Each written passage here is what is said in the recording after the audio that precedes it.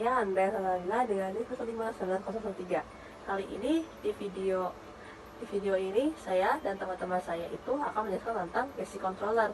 Nah, pengertian controller ya, yaitu untuk dasarnya itu adalah dasar control. Jadi control system itu suatu alat atau kumpulan alat untuk mengendalikan pemerintah dan mengatur keadaan suatu sistem. Untuk controller itu salah satu komponen, jadinya sistem pengaturan yang berfungsi untuk mengolah sinyal umpan balik dan sinyal masukan acuan atau set point atau sinyal error dari sinyal kontrol. Jadi dirubah ya. Sinyal error di sini itu selisih gitu antara sinyal umpan balik yang dapat berupa sinyal keluaran plan sebenarnya atau sinyal keluaran throughput dengan sinyal masukan acuan atau set point. Nah, fungsi controller ini tuh mengolah sinyal umpan balik dan sinyal masukan acuan set point atau sinyal error dari sinyal kontrol. Dilanjutkan oleh teman saya. Basic control ini terbagi menjadi dua. Yang pertama itu microcontroller dan microprosesor. Nah, saya akan menjelaskan dari microcontroller. Jadi microcontroller ini merupakan komponen komputer mikro yang berbentuk integrated circuit dan memiliki program tertentu di dalamnya.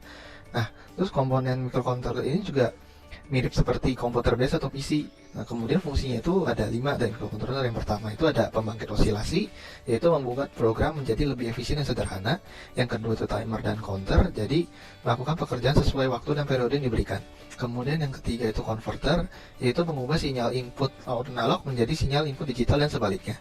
Kemudian keempat itu encoder dan decoder, yaitu mengkodekan data input menjadi sebuah data bilangan dengan menggunakan format tertentu. Kemudian terakhir itu flip-flop. Jadi dia itu mengubah arus dengan sinyal input pada satu atau beberapa input kontrol yang akan dikonversi menjadi satu atau dua output saja. Halo, nama saya Jasnari dengan NIM 515190009. Di sini ada pun beberapa jenis-jenis microcontroller. Yang pertama itu ada microcontroller Atmega 328 Arduino Uno. Kemudian ada microcontroller Atmega 16. Kemudian microcontroller Atmega 8535 dan microcontroller AVR.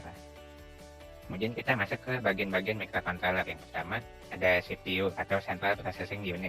Ini berguna untuk mengambil dan mengkode dan menerjemahkan instruksi data. Kemudian ada RAM dan ROM untuk menyimpan data dan program. Sebuah microcontroller itu dia memiliki sejumlah RAM dan ROM atau memori flash untuk menyimpan kode sumber programnya. Yang ketiga ada port serial.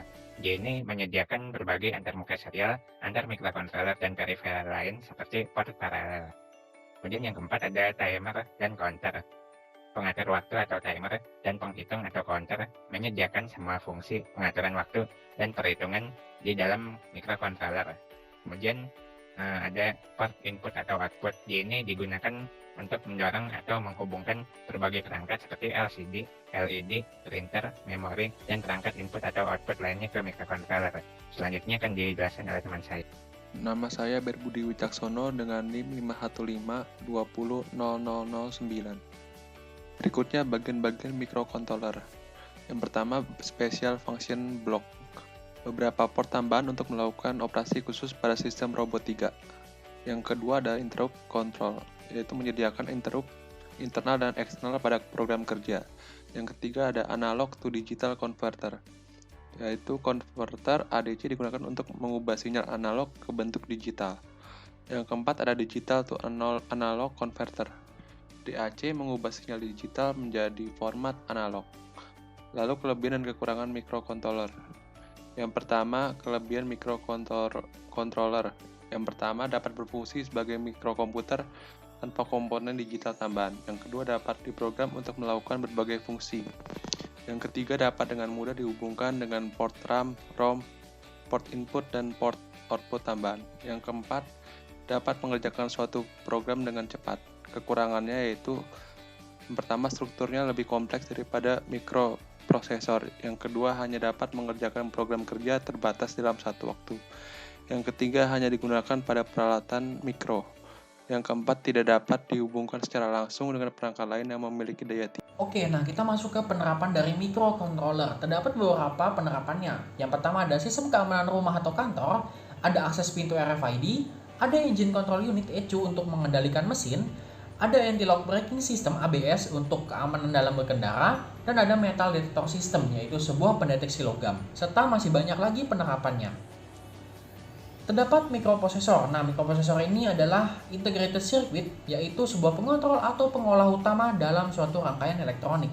Ukurannya ini hanya beberapa milimeter persegi dan merupakan elemen yang paling penting dan berperan layaknya otak pada manusia. Fungsi utama dari mikroprosesor yaitu mengambil perintah dari memori, mengambil dan menyimpan data dari atau ke dalam memori, memberikan dan mengirimkan sinyal interupsi, memberikan timing, serta menjalankan fungsi operasi aritmatika dan logika. Berikut adalah jenis-jenis mikroprosesor. Terdapat yang 4 bit, 16 bit, 64 bit, 8 bit, dan 32 bit. Berikut adalah bagian-bagian dari mikroprosesor. Yang pertama, registrasi. Berguna untuk menyimpan data, kode instruksi, bit status operasi, dan alamat untuk sementara waktu. Yang kedua, algoritma and logic unit atau ALU. Berguna untuk menjalankan operasi yang berhubungan dengan aritmatika dan logika. Yang ketiga adalah timing and control unit, berguna untuk mengambil instruksi dari memori program untuk dikodekan dan membangkitkan sinyal kendali untuk menjalankan instruksi tersebut. Sinyal kendali diperlukan oleh bagian lain dari mikroprosesor. Kelebihan dan kekurangan mikroprosesor. Kelebihan mikroprosesor yaitu reprogrammable atau dapat diprogram ulang untuk mendapatkan fungsi yang berbeda, rangkaian lebih sederhana, terintegrasi, lebih kompak, dan tidak rumit. Fleksibel dalam pengembangannya. Kekurangan mikroprosesor yaitu terjadinya keterkaitan dengan yang membuat software, kecepatan relatif rendah, adanya kerusakan pada software.